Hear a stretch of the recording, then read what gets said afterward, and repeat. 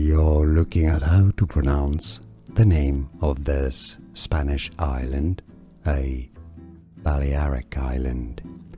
So there's always this debate on whether or not you pronounce the J like a J, and some argue that in English it's said as Majorca, but that is not correct.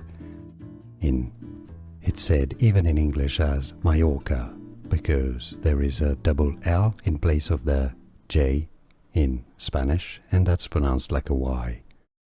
That's why Majorca. We are looking at how to pronounce the name of this Spanish island, a Balearic island. So there's always this debate on whether or not you pronounce the J like a J, and some argue that in English it's said as Majorca, but that is not correct. It's said even in English as Majorca, because there is a double L in place of the J in Spanish, and that's pronounced like a Y.